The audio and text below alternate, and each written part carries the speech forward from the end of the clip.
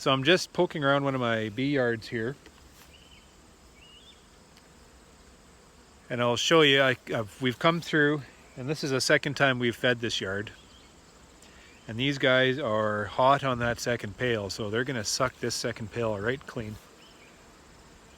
And earlier, before we started feeding them, I went through and I called out any of the hives that had queen issue or just didn't appear to be viable. I do a pretty tough call in the fall here.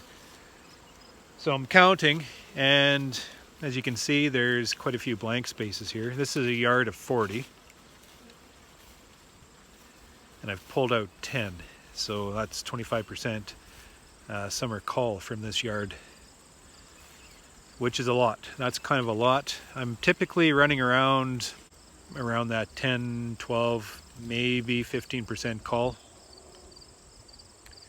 which seems high, but I've come to just kind of accept it as being custom.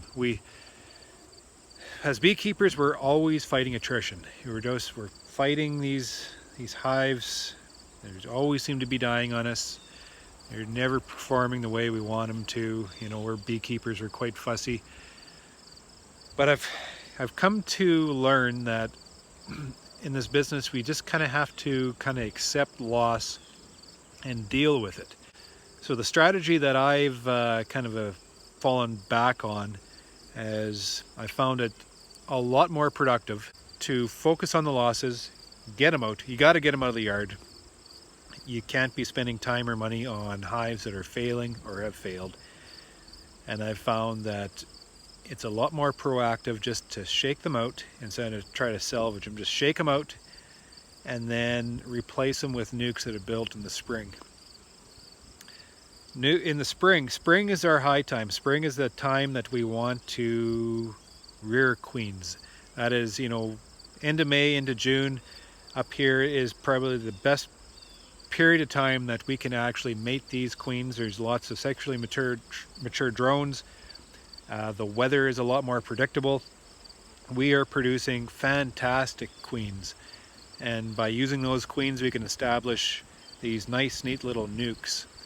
So we establish these nukes in the spring and we let them ride all the way through summer, maybe get a box or two of honey off them.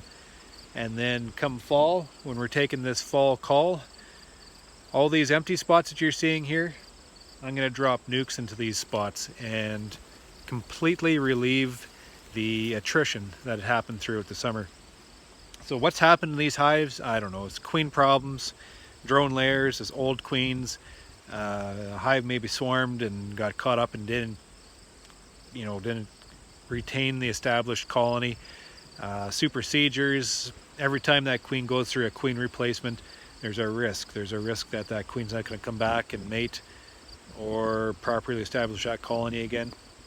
I both escaped, so maybe I pulled some of these queens back with me because she got through the excluder. There's a number of things that could have happened here. When I'm going through these losses, I'm checking for disease all the time.